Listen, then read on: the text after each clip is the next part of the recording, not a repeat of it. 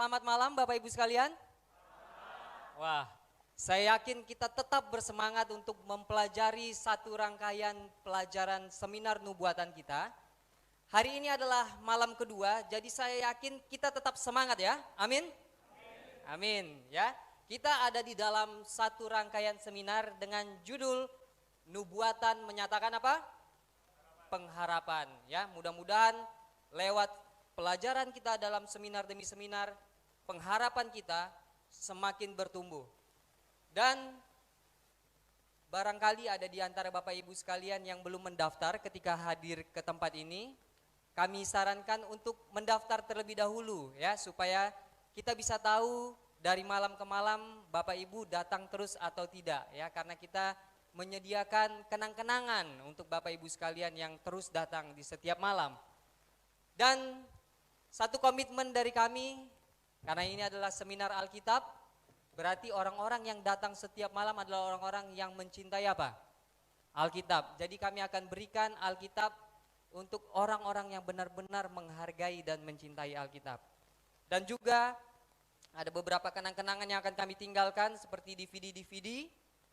Dan setiap malam kami juga berikan panduan pelajaran Alkitab gratis. Jadi nanti pastikan ketika Bapak Ibu sekalian keluar dari tempat ini, jangan lupa untuk meminta kepada panitia yang ada di pintu untuk seri pelajaran atau penuntun belajar nubuatannya ya. Dan untuk kita yang datang ke tempat ini meninggalkan anak-anak di rumah karena mungkin takut, aduh anaknya nanti jadi berisik atau gimana, kami sediakan juga seri pelajaran nubuatan di ruangan sebelah khusus untuk anak-anak. Apa yang kita pelajari di sini dipelajari juga dengan anak-anak di sana ya, dengan cara yang bisa dimengerti oleh anak-anak. Dan untuk pelajaran kita malam-malam berikutnya, besok judul dari seminar kita sangat menarik. Judulnya adalah Ibu dari Segala Peperangan dalam Kitab Wahyu ya.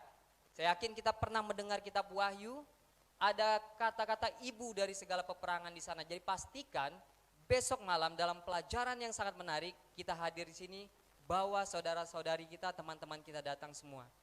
Dan hari Minggu tidak kalah menarik juga, Misteri Omega, Wahyu Rahasia Kekuatan Pribadi. Dan malam berikutnya, hari Senin, judulnya adalah UFO, Praktek Gaib dan Kedatangan Kristus yang keberapa? Kedua kali. Jadi pastikan kita jaga kesehatan agar kita dapat terus datang di tempat ini. Sebelum kita memulai pelajaran kita malam hari ini, saya undang kita semua untuk berdoa. Kita tunduk kepala dan kita berdoa. Tuhan pencipta alam semesta, Tuhan yang maha pengasih, maha penyayang, lihatlah kami Tuhan yang datang ke tempat ini untuk mempelajari kebenaran firman Tuhan. Bantulah kami Tuhan, bila mana kami lelah berikan kekuatan agar kami bisa memahami segala sesuatunya dengan baik. Dan biarlah Tuhan saja yang berfirman di tempat ini dan Roh Kudus Tuhan memberi pengertian kepada setiap kami yang mendengarkan firman Tuhan malam hari ini. Inilah doa kami Bapa, kami berdoa di dalam nama anak-Mu Yesus Kristus, Tuhan Juru Selamat dan Penebus kami. Amin. Oke, sekali lagi selamat malam Bapak Ibu semua. Ada yang tahu nggak apa judul pelajaran kita malam hari ini? Dinosaurus apa? Dinosaurus dan Kitab Suci ya. Jadi kalau yang dapat selebarannya mungkin tahu judul-judulnya ya. Benar sekali. Judul pelajaran kita malam hari ini adalah Dinosaurus dan Alkitab, Misteri Terbesar Arkeologi ya. Kalau mungkin ada kita yang dulu suka membaca koran, pada tahun 2009 bulan Februari, hari Sabtu tanggal 7 Februari tahun 2009, ada yang namanya Guardian.co.uk, satu organisasi surat kabar di Inggris, menuliskan judul seperti ini, Dinosaurus, Duta bagi Evolusi. Apa yang mereka tuliskan di sana? Kita lihat sama-sama. Mereka tuliskan di artikel ini, dinosaurus mati 65 juta tahun yang lalu, namun kekaguman kita terhadap mereka semakin apa? Bertumbuh katanya ya. Walaupun dinosaurus sudah mati 65 juta tahun yang lalu, tapi orang-orang semakin tertarik, semakin bertumbuh mencari tahu tentang dinosaurus ini. Lebih daripada itu mereka katakan, jadi di tengah perayaan ulang tahun ke-200 kelahiran Charles Darwin, dia adalah bapak evolusi, minggu ini dinosaurus harus dinobatkan sebagai apa katanya? Duta bagi apa? Evolusi. Inilah artikel yang ditulis oleh surat kabar yang salah satu yang terbesar di Inggris ini, ya. Jadi mereka katakan seperti itu, dinosaurus harus dijadikan sebagai duta evolusi. Siapa yang pernah mendengar kata evolusi di sini? Boleh saya lihat tangannya? Puji Tuhan, hampir dari kita semua pernah mendengar evolusi, ya. Jadi evolusi mengatakan bahwa manusia ini tercipta dari segala sesuatu yang tadinya bukan manusia, berubah berevolusi selama miliaran jutaan tahun atau sangat lama sekali, akhirnya menjadi apa? Manusia. Dari yang tidak ada menjadi apa? Ada. Dari yang kecil, partikel-partikel berubah menjadi manusia. Inilah teori evolusi. Tapi pertanyaannya malam hari ini, apa benar dinosaurus ini adalah duta dari evolusi? Maksudnya apa benar dinosaurus ini bisa memperkuat bahwa evolusi itu memang apa? Benar. Kita akan lihat, ya. Apakah benar bahwa kita yang duduk di tempat ini malam hari ini berasal dari mana? Dinosaurus. Ya, dari jutaan tahun yang lalu. Kita lihat evolusi. Apa benar kita dari sesuatu yang tadinya bukan manusia bertumbuh menjadi apa? Manusia. Malam hari ini kita akan mencoba mencari tahu, menelusuri siapa kakek buyut kita, nenek moyang kita. Siapa yang mau mencari tahu bersama-sama malam hari ini? Boleh saya lihat tangannya Bapak Ibu sekalian? Puji Tuhan. Kita semua mengangkat tangan kita, oleh karena itu jangan tertidur, jangan mengantuk, kita belajar sama-sama, amin? Baik, kita lihat, pelajaran kita, seminar kita adalah seminar apa? Alkitab. Boleh saya lihat siapa yang membawa Alkitab? Puji Tuhan, baik. Kalau kita membawa Alkitab, kita buka apa yang Alkitab tuliskan pertama kali di dalam Alkitab. Kita buka di dalam Kejadian 1 ayat 1. Mungkin yang gak bawa Alkitab boleh kita lihat di depan, saya sudah tuliskan. Boleh kita baca sama-sama 1, 2, 3. Ketika kita membaca tulisan pertama di dalam Alkitab, Alkitab katakan pada mulanya Allah menciptakan langit dan bumi. Kalau kita baca dalam Kejadian pasal 1 ini, Tuhan menciptakan segala sesuatunya tidak sesuai dengan apa yang dituliskan oleh teori apa? Evolusi. Tidak manusia berdasarkan dari partikel kecil jutaan miliaran tahun barulah menjadi manusia. Tapi Kejadian pasal 1, Tuhan menciptakan langit dan bumi, menciptakan binatang, tumbuh-tumbuhan, manusia pada saat itu juga. Jadi ketika kita membuka Alkitab, maka ada satu pertentangan yang besar antara apa yang dikatakan Alkitab dengan teori apa? Evolusi. Tapi apakah Alkitab ini bisa kita jadikan pegangan? Apakah kita percaya yang mana yang kebenaran sebenarnya? Ratusan tahun Bapak Ibu sekalian, orang-orang memiliki kontroversi, pertentangan. Ada yang katakan, sebagian orang, sekelompok orang bilang apa? Tidak, manusia ini tidak diciptakan begitu saja. Manusia ini dari kera. Jutaan tahun akhirnya menjadi apa? Manusia. Siapa yang setuju? Puji Tuhan gak ada yang setuju ya. Tapi ada sekelompok orang juga yang mengatakan seperti kita mungkin di tempat ini, tidak, manusia tidak seperti kera, tapi manusia diciptakan oleh Tuhan sebagai manusia. Tapi kita perlu cari tahu, kita harus buktikan siapa yang benar dalam pertentangan ini. Orang-orang yang mengatakan evolusi benar atau orang-orang yang mengatakan apa? Firman Tuhanlah yang benar. Nah, malam hari ini saya mau mencoba kita belajar melalui ilmu pengetahuan dan logika terlebih dahulu. Ada namanya logika malam. Kenapa saya bilang logika malam? Kalau malam-malam kita suka merenung-merenung ya. Siapa? Ya nggak Bapak Ibu sekalian? Benar nggak? Kalau nggak ada kerjaan merenung-merenung, lalu mikir, timbullah pemikiran seperti ini ya.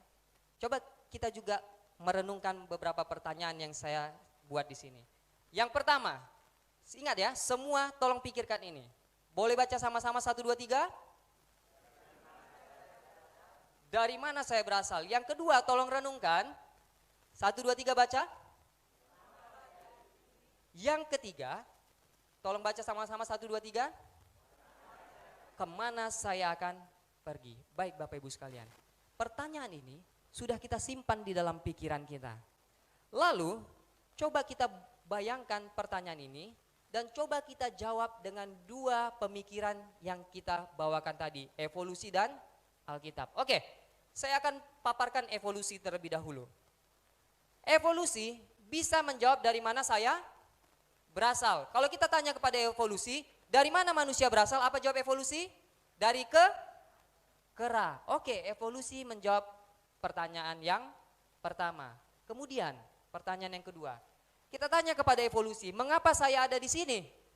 Bisakah evolusi menjawab? Pernah dalam pelajaran kita evolusi menjawab, kenapa kita ada di dunia ini? Evolusi tidak bisa menjawab pertanyaan yang kedua. Oke, kita lanjutkan pertanyaan yang ketiga. Kemana saya akan pergi? Apa pernah ada teori evolusi katakan manusia nantinya akan menjadi apa? Tidak pernah Bapak Ibu sekalian. Evolusi hanya bisa mengklaim, dia bisa menjawab dari mana manusia ini berasal. Tapi dia nggak pernah bisa jawab kenapa ada manusia di sini dan nanti akan jadi seperti apa. Dengan demikian, evolusi hanya membuat kita manusia ini berada di tengah-tengah antara kekosongan yang tadinya nggak jelas, apapun itu asal usulnya, menuju ke sebuah kekosongan yang tidak jelas juga asal usulnya nanti. Inilah yang sedang evolusi tawarkan kepada siapa? Kepada dunia. Tapi Alkitab, buku yang kita bawa, yang akan kita pelajari sepanjang malam-malam ke depan, memiliki satu jawaban yang berbeda. Alkitab menuliskan bagaimana kita berasal. Mengapa kita harus ada di dunia ini? Kalau kita baca, begitu banyak petunjuk yang ada di Alkitab. Dan lebih daripada itu, Alkitab juga menceritakan kepada kita apa yang akan terjadi kepada kita di masa depan. Ada janji yang begitu luar biasa yang Alkitab tawarkan kepada kita. Satu pertentangan yang sangat berbeda. Alkitab bisa menjawab 3 pertanyaan yang kita renungkan, tapi evolusi hanya bisa menjawab berapa? Berapa banyak? 1. Kembali kepada Bapak Ibu sekalian, mau pilih teori evolusi atau firman Tuhan. Tapi pertanyaannya sekali lagi, apakah bisa kita mengandalkan Alkitab ini? Baik, Alkitab sama seperti buku-buku yang ada di luar. Dia menjadi buku best seller katanya. Buku yang mengalami penjualan terbanyak. Contohnya seperti buku ini. Ada yang tahu buku apa ini Bapak Ibu sekalian? Mungkin kalau zamannya bapak-bapak yang udah agak berumur ini tahu ini Ko Ping Ho. Ya. Jadi mungkin saya tahu ini sangat terkenal dulu. Oh, anak-anak muda membaca buku ini semua best seller. Tapi pertanyaannya sekarang, kalau kita pergi ke toko buku, pernah lagi temukan buku ini? Enggak pernah. Tapi pada zamannya buku Ko Ping Ho ini sangat terkenal. Semua beli, best seller, ya, penjualan terlaris. Kemudian buku ini yang agak muda dikit. Tahu buku apa ini? Gosbam. Kalau anak-anak muda, oh dulu saya juga baca Gosbam, beli di mana-mana, semua cari buku Gosbam. Kalau enggak pinjam dari teman-temannya. Best seller, penjualan terlaris pada saat itu. Tapi pertanyaannya, kalau kita cari sekarang, masih ada buku-buku ini? Kebanyakan buku-buku ini berakhir di tempat sampah. Tapi tidak dengan buku yang satu ini. Buku yang satu ini sepanjang masa sampai saat ini pun menjadi buku yang paling terlaris penjualannya Bapak Ibu sekalian. Ya, paling terlaris. Buku best seller. Bahkan buku yang satu ini telah mengalami begitu banyak pertentangan. Dibakar, dilarang dibaca, dihambat percetakannya. Selama banyak sekali kejadian, tapi buku ini tetap bertahan sampai saat ini. Pertanyaannya, kekuatan apa yang ada di balik buku ini sampai buku ini bisa melewati semuanya sampai kita pun masih bisa memilikinya saat ini? Mungkin selama ini kita tidak pernah berpikir, ya, oh yang penting saya punya buku ini. Tapi kalau kita pelajari sejarahnya luar biasa, ya. Tapi ada banyak kitab suci. Apa keunggulan dari buku yang satu ini, Alkitab ini? Kenapa dia bisa lebih unggul dari kitab suci yang lainnya? malam hari ini, kalau Bapak Ibu yang membawa catatan, saya harap kita boleh mencatat supaya kita bisa pelajari lagi, kita beritahu teman-teman kita agar iman kita dikuatkan lewat setiap pelajaran kita di tempat ini. Kalau Bapak Ibu yang nggak punya kertas atau pulpen, boleh angkat tangan, tolong teman-teman panitia diberikan kertas ya, untuk yang mau mencatat ya, tolong dipinjamkan, diberikan kertas, dipinjamkan bolpen. Oke, yang pertama kita akan membuktikan ada kuasa yang kita katakan bahwa buku ini adalah firman Tuhan, ya. Siapa yang mengamini bahwa buku ini adalah firman Tuhan? Amin. Oke, tapi kita perlu buktikan karena setiap orang juga punya apa? Kitab suci, dan dia bilang kitab suci saya ini adalah firman. Semua orang katakan seperti itu. Tapi kita perlu buktikan agar kita percaya kepada buku ini bukan hanya apa? Asal-asalan saja. Oke, yang pertama, kenapa bisa kita katakan seperti itu? Yang pertama, buku ini adalah kesatuan yang tak terpisahkan. Apa maksudnya kesatuan yang tidak terpisahkan? Ada berapa banyak buku di dalam Alkitab? 66, tepat sekali Pak. Buku ini terdiri dari 66 buku. Pertanyaan yang kedua, berapa banyak penulisnya? Ada yang tahu? Buku yang 66 ini dituliskan oleh 40 penulis yang berbeda. Ya, mungkin ini baru bagi kita, tapi kita perlu catat. 66 buku, 40 penulis yang berbeda. Berapa bahasa yang digunakan untuk menulis buku ini pertama kali? Ada yang tahu? Baik.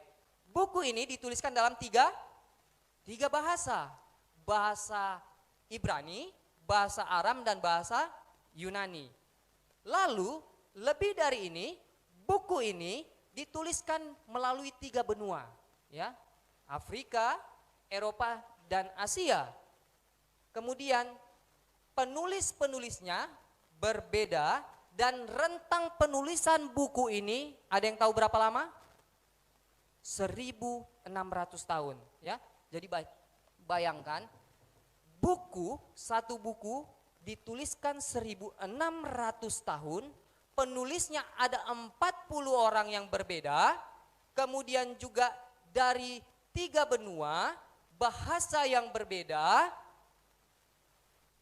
Tapi apakah kita pernah menemukan satu cerita yang tidak sejalan di dalam buku ini? Ada yang pernah menemukan? Tidak pernah. Mereka sejalan, ya. Sejalan Bapak Ibu sekalian. Saya berikan satu contoh.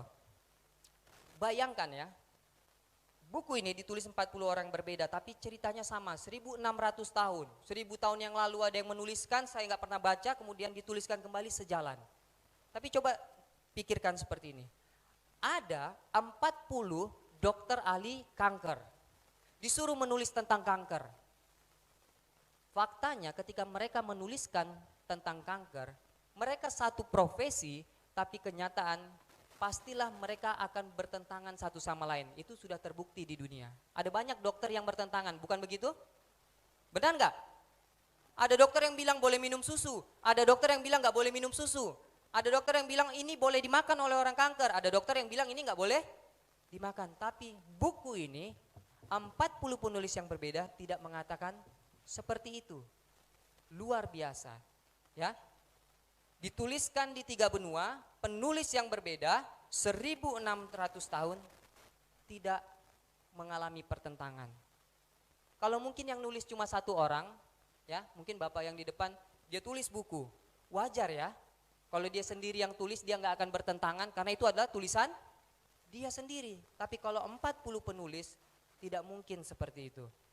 Oleh karena itu kita bisa melihat lewat bukti yang pertama, bahwa buku ini mengalami satu kesatuan yang tidak terpisahkan. Ini adalah satu bukti bahwa buku ini adalah firman Tuhan. Ya, oke. Kita sudah lihat yang pertama, apa tadi? Kesatuan yang tak terpisahkan. Yang kedua, kenapa buku ini kita sebut firman Tuhan? Karena buku ini sendiri menyatakan diinspirasikan oleh Tuhan. Ya, di Alkitab ini sendiri Bapak Ibu sekalian ada 3.000 kali Alkitab mengatakan bahwa Tuhanlah pengarangnya. Ada beberapa contoh yang akan saya berikan. Kalau kita membawa Alkitab kita buka di dalam 2 Timotius 3 ayat yang ke-16. 2 Timotius 3 ayat yang ke-16 boleh dicatat, saya juga tampilkan di depan. Kita baca bersama-sama. 1, 2, 3. Segala tulisan yang diilhamkan Allah memang bermanfaat untuk mengajar, untuk menyatakan kesalahan, untuk memperbaiki kelakuan, dan untuk mendidik orang dalam kebenaran. Berapa tulisan yang diilhamkan dikatakan? Satu buku yang diilhamkan? Tidak? 2 buku? 3 buku? Setengah Alkitab? Berapa yang diilhamkan dikatakannya? Segala, semua tulisan yang ada di Alkitab adalah diilhamkan oleh Allah dikatakan. Jadi kita bisa percaya kepada setiap buku di Alkitab. Entah itu perjanjian lama, entah itu perjanjian baru. Kemudian ayat yang berikutnya di dalam 2 Petrus 1 ayat 21, boleh dicatat terlebih dahulu. Setelah catat kita baca sama-sama. Apa yang dikatakan dalam 2 Petrus 1 ayat 21? Oke, kita baca sama-sama 1, 2, 3. Sebab tidak pernah nubuat dihasilkan oleh kehendak manusia, tetapi oleh dorongan Roh Kudus, orang-orang kudus berbicara atas nama Allah. Alkitab jelas-jelas mengatakan semua yang dituliskan di Alkitab ini bukanlah ide-ide siapa? Manusia. Semuanya didorong oleh Roh Kudus. Orang-orang ini apa? Berbicara. Jadi Alkitab sendiri membuktikan, menyatakan bahwa setiap yang ada di sini bukanlah tulisan yang berasal dari ide manusia. Tapi manusia menuliskan atas dorongan Tuhan sendiri. Amin Bapak Ibu sekalian? Amin. Baik. Kita akan lanjut. Yang ketiga, bukti arkeologi. Ada yang pernah mendengar kata arkeologi di sini? Atau yang belum pernah mendengar kata arkeologi? Puji Tuhan, kita sudah tahu semua apa ini arkeologi. Siapa yang pernah mendengar kota Ebla di sini? Ada? Baik, kalau kita nggak pernah mendengar, saya akan ceritakan sedikit. Di Suria Utara ada sebuah kota namanya kota Ebla. Ya, apa yang terjadi di sana? Menarik sekali Bapak Ibu sekalian. Ya, ketika arkeolog mencoba mencari menggali bukti-bukti di kota Ebla ini, tepat pada tahun 1975, arkeolog menemukan di dalam puing-puing kota Ebla ini, seperti kita lihat gambar-gambarnya di sini, mereka menemukan sebuah perpustakaan berisi tablet-tablet. Ya, ada yang tahu tablet? Dia berbentuk batu, ada tulisan-tulisannya di sana, itu disebut tablet. Maka disebut tablet Ebla di sana. Arkeolog, ilmuwan menemukan ada tablet-tablet ini di sana. Banyak sekali. Berapa banyak yang ditemukan mereka? Mereka menemukan 15.000 tablet yang dibuat dari tanah liat, dan tanggal penulisannya ada 2.500 sebelum Masehi. Kalau dari sekarang berarti tablet ini dituliskan 4.500 tahun yang lalu. Apa yang dituliskan di tablet ini? Kita sama-sama perhatikan baik-baik. Satu fakta yang membukakan mata kita.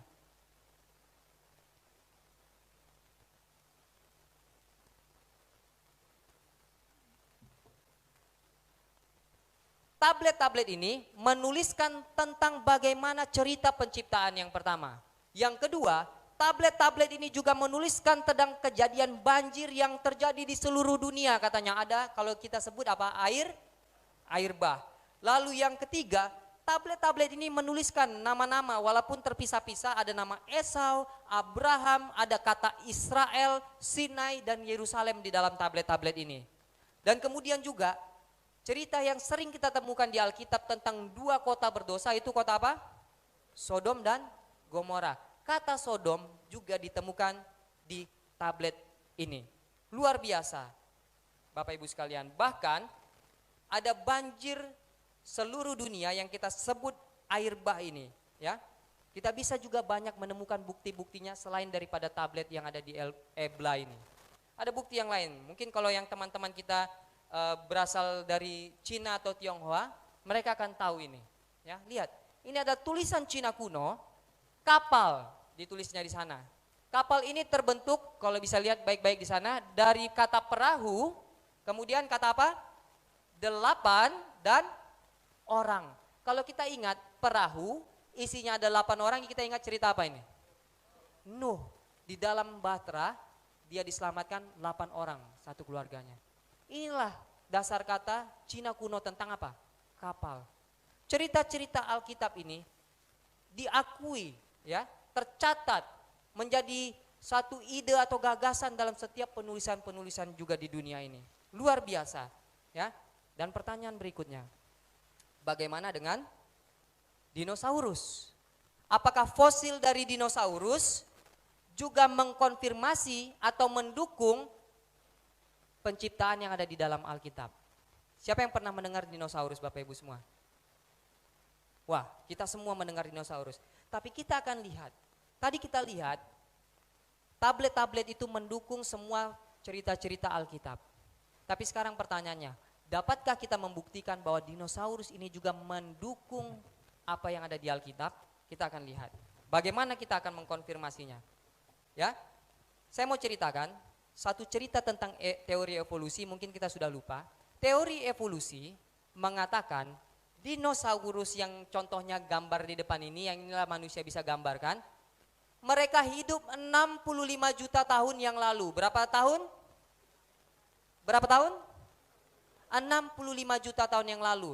Kemudian evolusi juga mengatakan manusia baru ada di dunia ini sekitar 500.000 tahun yang lalu. Kalau begitu, berapa jarak manusia ada di dunia kepada kepunahan dinosaurus ini? 64.500.000 tahun. Inilah perbedaannya, ya. Jadi evolusi katakan dinosaurus punah 65 juta tahun yang lalu, kemudian manusia baru ada 500.000 tahun yang lalu. Jadi ada jarak waktu 64.500.000 tahun. Nah, tapi apakah benar teori evolusi ini? Kita perhatikan. Puji Tuhan, Tuhan menggunakan setiap ilmu pengetahuan untuk mendukung firman Tuhan ini. Amin Bapak Ibu sekalian. Amin. Kita lihat, kita akan teliti sama-sama. Ini adalah gambar dari fosil. Ada yang tahu yang ya fosil ya? Bebatuan yang mengeras ya, yang bisa kita uji. Lampunya mati di sini. Ini adalah jejak kaki dinosaurus dan di sampingnya tepat ada jejak kaki manusia. Saya harap mudah-mudahan ini kelihatan ya. Kelihatan Bapak Ibu sekalian? Di CT scan diteliti, mungkin saja ini diukir orang ya.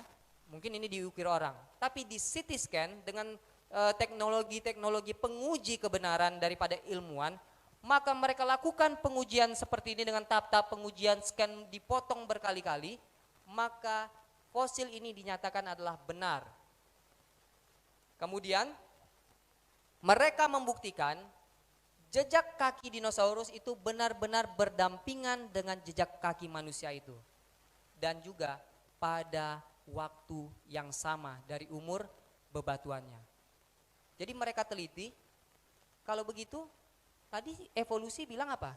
Ada perbedaan kehidupan, sudah punah 64.500 tahun terlebih dahulu dinosaurus, barulah manusia apa? Ada. Tapi bukti arkeologi nggak bilang seperti itu. Ini bukti nyata.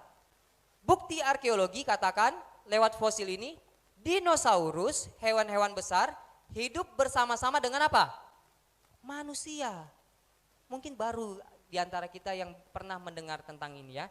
Tapi arkeologi telah membuktikan seperti itu. Dinosaurus dan manusia hidup pada saat yang bersamaan. Dengan demikian, arkeologi menyatakan Alkitab ini benar. Tuhan tidak menciptakan segala sesuatu itu ada rentang waktunya jutaan tahun. Tapi Tuhan ciptakan sama-sama setiap ciptaan. Ini buktinya. Manusia dan dinosaurus apa? Ya, dinosaurus ini hewan besar ya. Jadi bukan, jangan berpikir dinosaurus yang kita lihat-lihat sekarang ini ya. Jadi mereka menurut catatan fosil hidup berdampingan ya. Hidup berdampingan. Tapi pertanyaannya, kemana dinosaurus ini pergi sekarang kok nggak ada? Secara tidak langsung, catatan fosil menunjukkan manusia dan dinosaurus hidup bersama-sama. Tapi pertanyaannya, kemana dinosaurus ini sekarang? Ada yang bisa menjawab? Punah. Punah oleh apa? Ada yang bilang bencana alam. Punah oleh apa? Catatan di Alkitab mengatakan manusia dan hewan-hewan punah oleh air bah. Itulah secara tidak langsung fosil ini mengatakan bahwa dinosaurus ini pun punah oleh air bah. Secara nggak langsung air bah memang benar-benar ada di dunia berdasarkan catatan arkeologi ini. Kemudian dengan demikian penemuan-penemuan arkeologi ini menggagalkan teori apa? Evolusi. Inilah yang dikatakan oleh mereka. Ya, in the quest of African dinosaur halaman 261 mereka katakan, ini ilmuwan yang katakan, terjadinya manusia dan dinosaurus evolusi akan kalah. Oke, saya mau gambarkan sebuah cerita ke kita semua. Coba perhatikan baik-baik. Ada seorang putri dan ada seorang kodok. Siapa yang nggak tahu cerita ini? Saya yakin semua pasti tahu ya. Kalau kodok ini dicium sama perempuan ini, jadi apa? Jadi apa? Jadi pangeran yang ganteng. Ya, dari kodok dicium jadi pangeran yang ganteng. Cerita seperti ini kalau diceritakan ke kita, kita sebut apa? Sebut apa? Dongeng. Dari kodok jadi manusia yang ganteng disebut apa? Dongeng. Sekarang ya, kalau saya gambarkan seperti ini. Kodok, katak, 40 juta tahun berubah lama-lama jadi manusia. Kalau gitu cerita yang begini disebut apa? Enggak, orang enggak bilang dongeng. Orang bilang apa gini, dari kodok berubah jadi manusia, disebut apa?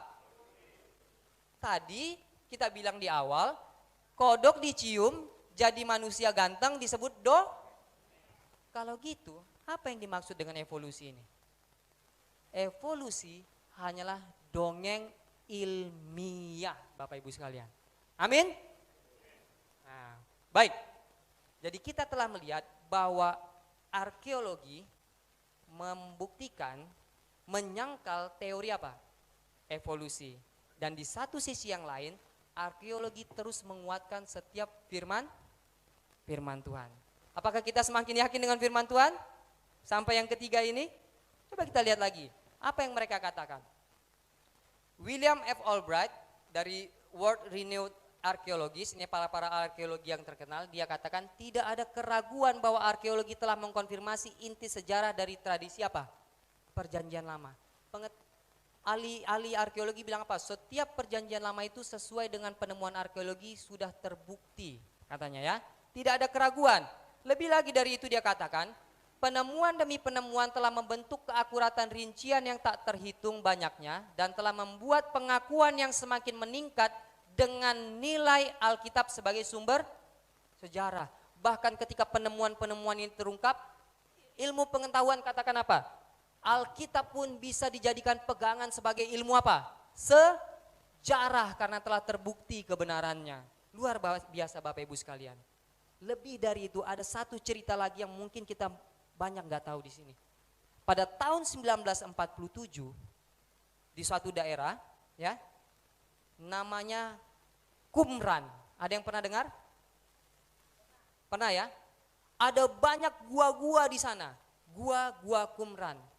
Pada tahun 1947 di gua-gua Qumran ini ditemukanlah gulungan laut mati disebut. Ya, gulungan apa ini? Gulungan laut mati ini adalah isi dari setiap tulisan yang ada di perjanjian lama dari buku yang kita bawa malam hari ini. Mulai dari kitab Kejadian sampai di akhir perjanjian lama ada semua di dalam apa? Gulungan laut mati ini. Kecuali memang kitab apa yang nggak ada di sana? Ada yang pernah tahu? Kitab Ester. Tapi selain kitab Ester ada di sana semua. Ya, semua ada di sana. Dan juga, tapi mungkin kita berpikir, mungkin kita bertanya-tanya, Alkitab kita ini ditulis pada tahun berapa? Ada yang tahu? Alkitab kita ini dituliskan pertama kali tahun 900 Masehi. Sementara Alkitab saudara kita, kitab suci saudara kita yang dekat dengan kita di Indonesia ini, dituliskan 600 Masehi. Mana yang lebih duluan? Kitab kita atau kitab saudara kita? Kitab saudara kita lah, kita kan 900 Masehi. Kitab saudara kita ini 600 Masehi. Mana yang lebih duluan? Kitab saudara? Oh, berarti mereka lebih duluan. Tidak seperti itu. Kitab ini memang ditulis tahun 900 Masehi. Tapi bukti di tablet Ebla ini, sesungguhnya setiap tulisan yang ada di Alkitab ini, Perjanjian Lama, sudah ada pada tahun 125 sebelum Masehi. Jadi kalau kita hitung, kitab kita ini bahkan lebih tua 700 sampai 800 tahun daripada kitab saudara kita. Jadi kitab kita ini lebih ada apa? Duluan, ya. Lebih tua dan lebih lagi Bapak Ibu sekalian. Coba kita cari kitab Yesaya di Alkitab kita. Boleh kita cari ke sana? Kalau sudah dapat katakan amin. Cari kitab Yesaya. Kalau sudah di sana katakan amin. Amin. Oke? Baik.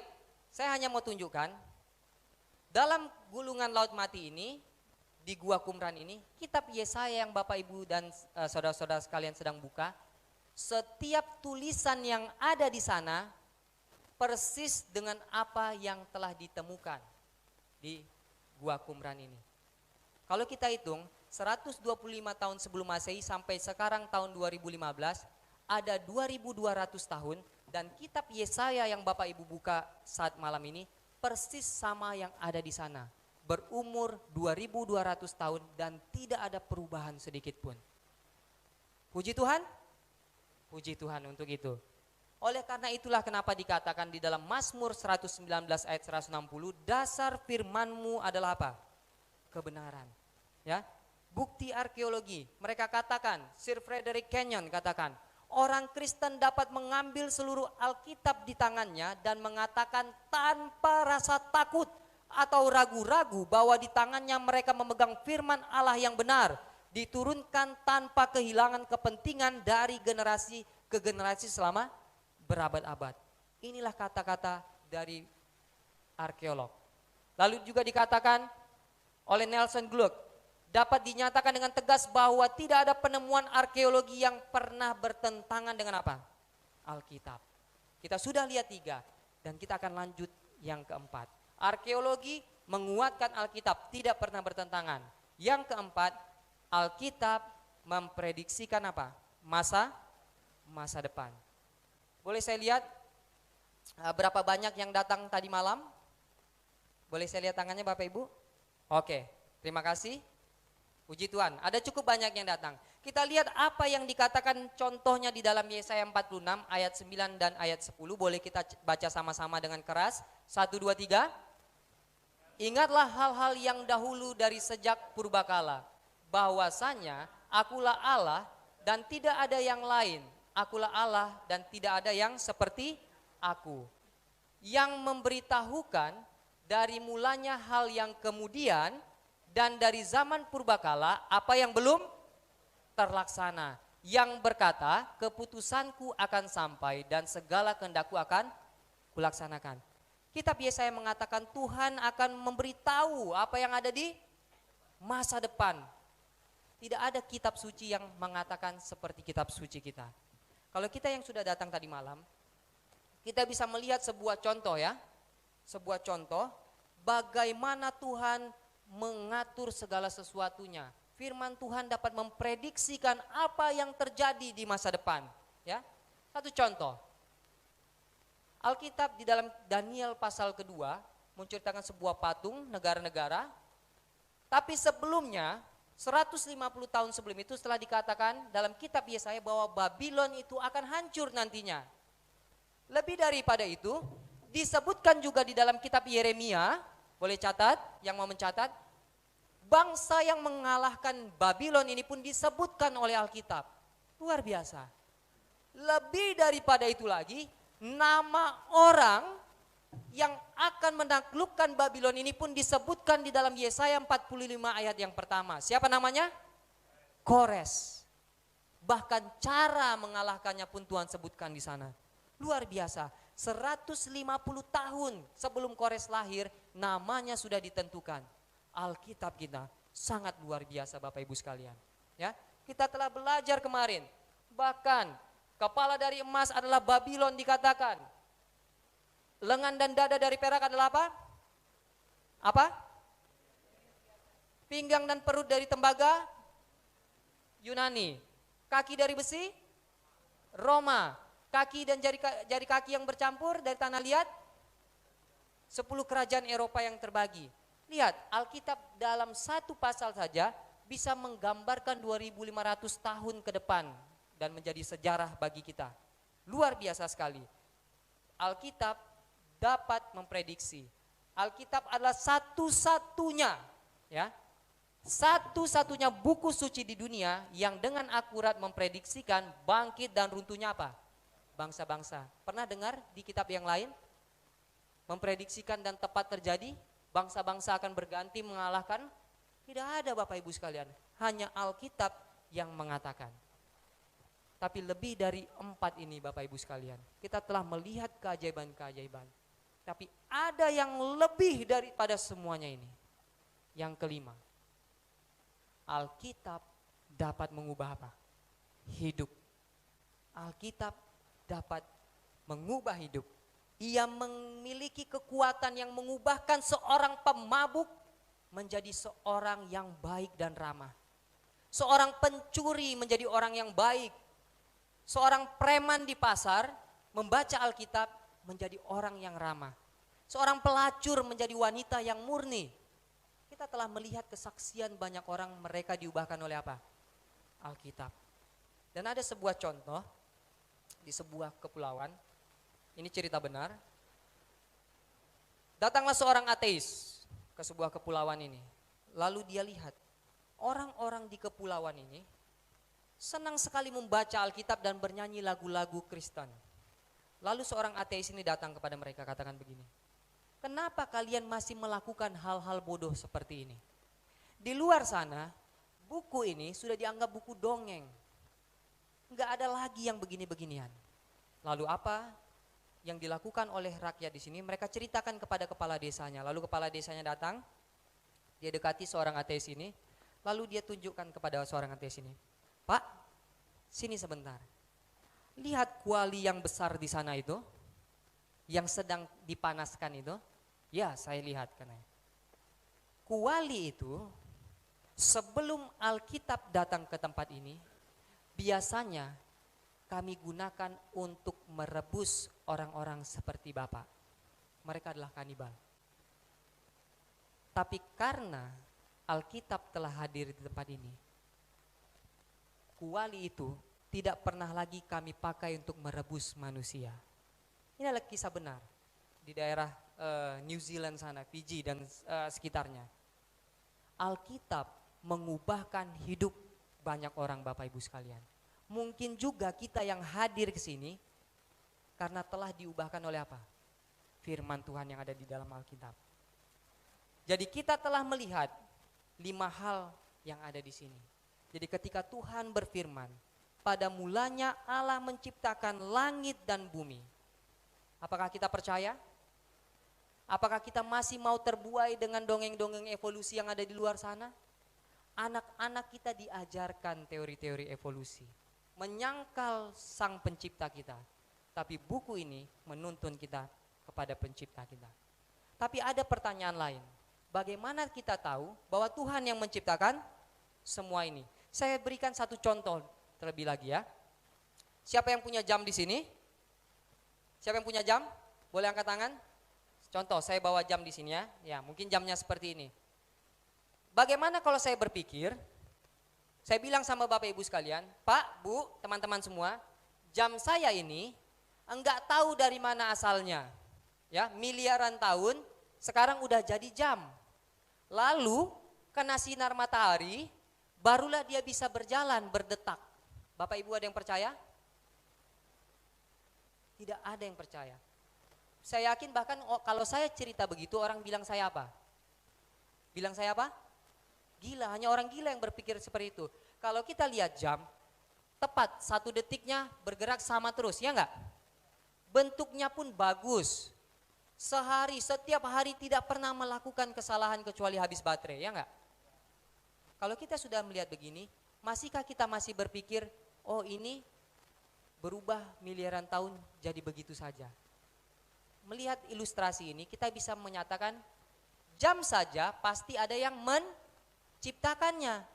Ada yang mendesainnya sedemikian rupa sehingga dia berjalan seirama. Ya, jadi kita akan melihat apa benar pencipta kita. Maka kita akan bertanya, kalau begitu siapa yang menciptakan alam semesta? Alkitab katakan Tuhanlah yang menciptakan alam semesta. Mazmur 33 ayat 6 sampai 9 boleh kita baca sama-sama, 1, 2, 3.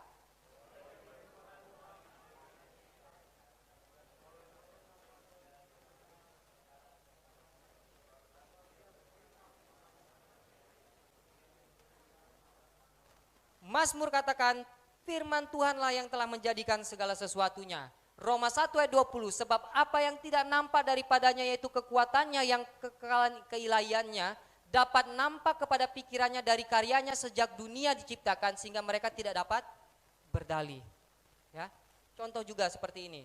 Ya, saya jalan-jalan ke hutan, saya belum lihat ada satu orang pun ada di sana sampai akhirnya saya lihat di satu padang yang kosong. Lalu saya lihat ada 3 tongkat berdiri seperti ini, berdiri tinggi tongkatnya sama, bentuknya sama, jaraknya satu sama lain sama-sama 3 meter. Lalu teman saya yang berjalan bersama-sama saya bilang begini, wah sepertinya kita bukan orang yang pertama ada di sini. Terus saya bilang begini, oh dari mana kamu tahu? Lalu dia bilang, buktinya lihat ada 3 tongkat yang tingginya sama, jaraknya sama, pasti ada orang yang pasang di sini. Oh saya bilang, oh enggak mungkin, saya tidak percaya. Saya enggak lihat ada orang, saya hanya lihat ada tongkat. Bisa saja monyet yang pasang, yang bikin seperti ini. Maksa enggak saya? Memaksa. Monyet enggak bisa bikin seperti itu. Atau apalagi kalau saya bilang, oh mungkin tongkat ini berevolusi keluar dari dalam tanah. Lebih gila lagi enggak saya? Benar enggak? Lebih gila nggak saya kalau saya berpikir seperti itu? Saya akan dibilang orang apa? Orang gila. Kita bisa melihat, kita nggak harus melihat orangnya, baru kita bilang ada orangnya. Benar nggak Bapak Ibu sekalian? Atau mungkin satu contoh lagi, ya. Kalau kita lihat benda-benda seperti ini, ya tadi kita udah lihat jam, sekarang kalau kita lihat warna-warna burung yang seperti ini. Apakah warna ini hanya begitu saja? Kebetulan saja nggak ada yang menciptakan? Kan kita nggak lihat Tuhan ya. Kita hanya lihat apa? Burung. Bisa kita bilang, burung ini kebetulan. Atau kita lihat semua daun-daun yang berwarna hijau ini, tidak ada yang ciptakan kita bilang. Bisa kita bilang seperti itu? Nggak bisa. Atau contoh seperti ini. Mana yang lebih rumit? Membuat roket atau membuat manusia? Mana yang lebih rumit? Terus kalau roket ini, saya bilang ini hasil evolusi, ada yang percaya? Enggak ada yang percaya ya. Roket ini diciptakan atau hasil evolusi? Diciptakan. Kalau roket ini yang enggak kalah rumit dengan manusia, kenapa kita berani bilang bahwa manusia yang begitu rumit ini hasil evolusi? Enggak mungkin ya Bapak Ibu semua ya. Mungkin enggak? Tidak mungkin. Kita lihat. Atau kadang kita berpikir seperti ini. Ketika kita berjalan di pantai, kita lihat ada jejak-jejak kaki di sana. Waktu kita jalan berdua misalnya dengan teman kita. Lalu teman saya bilang, oh ternyata ada orang yang sudah lewat di sini. Terus saya bilang, enggak ada, saya enggak lihat orang. Terus teman saya bilang, ini ada jejak kakinya. Saya enggak percaya. Mungkin saja jejak kaki ini dibuat oleh ombak, saya bilang. Bagaimana dengan itu Bapak Ibu sekalian? Bapak Ibu bilang saya ini orang apa? Orang gila.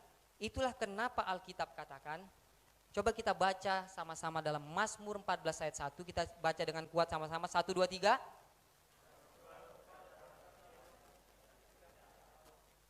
Inilah yang terjadi. Begitu banyak jejak kaki Tuhan yang kita bisa lihat di alam, dimanapun juga. Tapi kita tetap mengatakan bahwa Tuhan tidak apa? Tidak ada. Ayub 12 ayat 7 sampai 9, bertanyalah kepada binatang, maka engkau akan diberinya pengajaran, kepada burung, maka engkau akan diberinya apa? Keterangan. Atau bertuturlah kepada bumi, maka engkau akan diberinya pengajaran, bahkan ikan di laut akan bercerita kepadamu, kata firman Tuhan. Siapa di antara semua itu yang tidak tahu bahwa tangan Allah yang melakukan itu? Ini yang dikatakan Ayub. Tapi kita tetap sering menyangkal siapa? Tuhan, karena kita merasa saya sudah pintar, saya sudah bisa berpikir, saya nggak mau lagi dengar apa? Alkitab.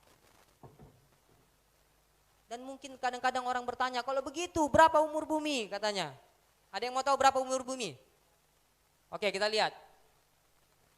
Inilah jawaban kalau kita tanya kepada ilmu pengetahuan.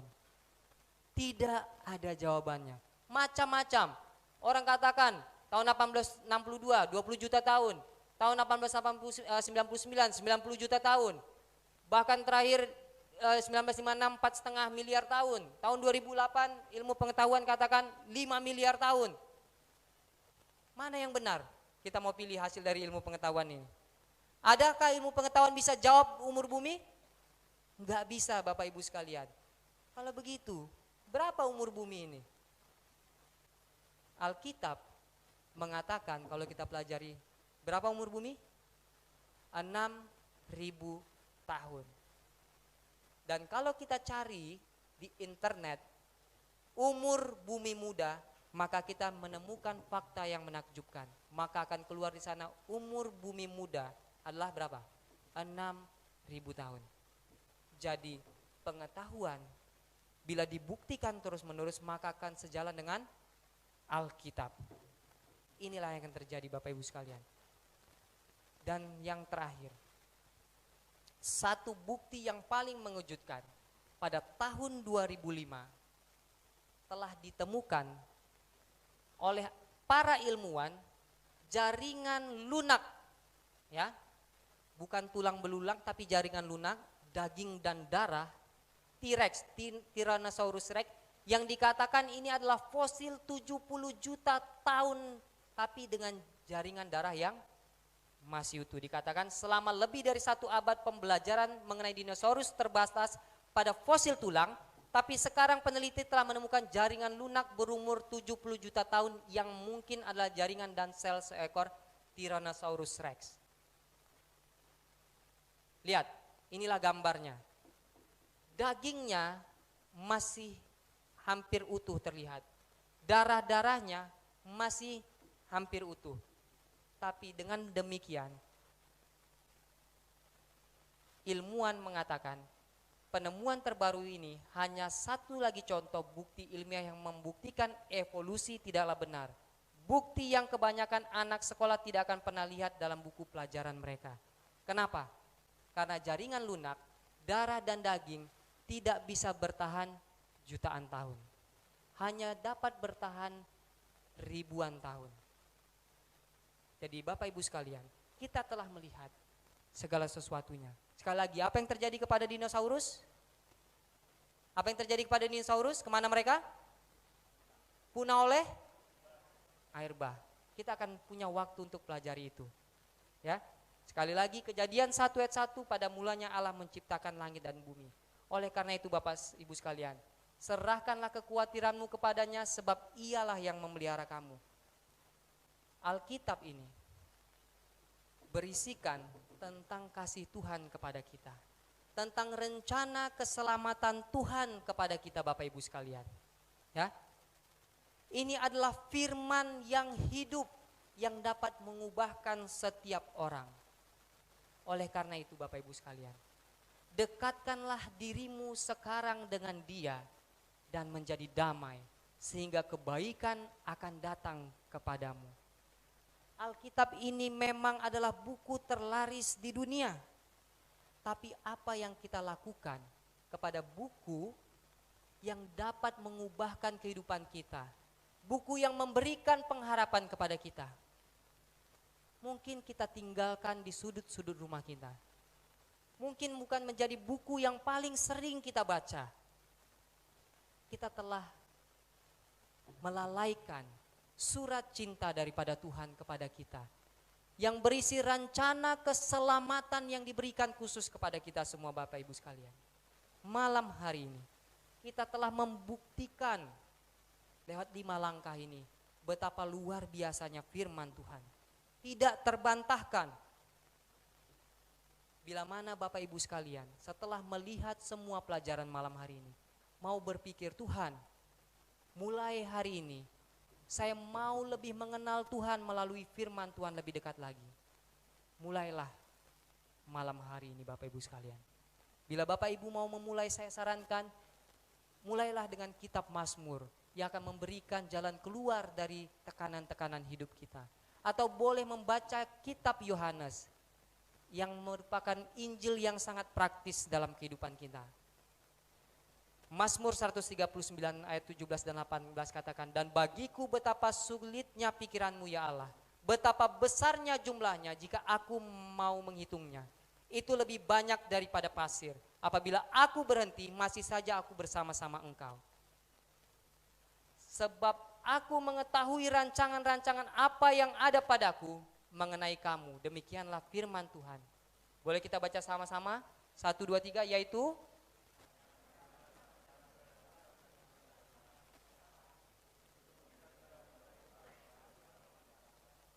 isi Alkitab ini adalah rancangan Tuhan. Apakah ada rancangan kecelakaan di dalamnya Bapak Ibu sekalian? Hanyalah rancangan damai sejahtera. Bertanyalah, kenapa saya mau melalaikan membaca firman Tuhan ini? Rancangan keselamatan, damai sejahtera untuk setiap kita yang membacanya. Biarlah kiranya melalui pelajaran malam hari ini, kita mau datang lebih dekat lagi kepada firman Tuhan. Kita mau mengenal Dia lebih dekat lagi Bapak Ibu sekalian. Dan biarlah ketika kita melihat melalui firman Tuhan yang ada di dalam Alkitab, kita mengenal Tuhan kita lebih dekat. Kita menyadari lebih lagi apa yang Tuhan telah lakukan kepada kita. Dan malam hari ini, bila mana ketika kita telah menyadarinya, kita berkata, kita mengambil komitmen, Tuhan, mulai hari ini saya mau menghargai pemberian Tuhan yang sangat luar biasa, yang memiliki kuasa yang akan mengubahkan kehidupan saya. Saya mau belajar firman Tuhan lebih lagi Tuhan.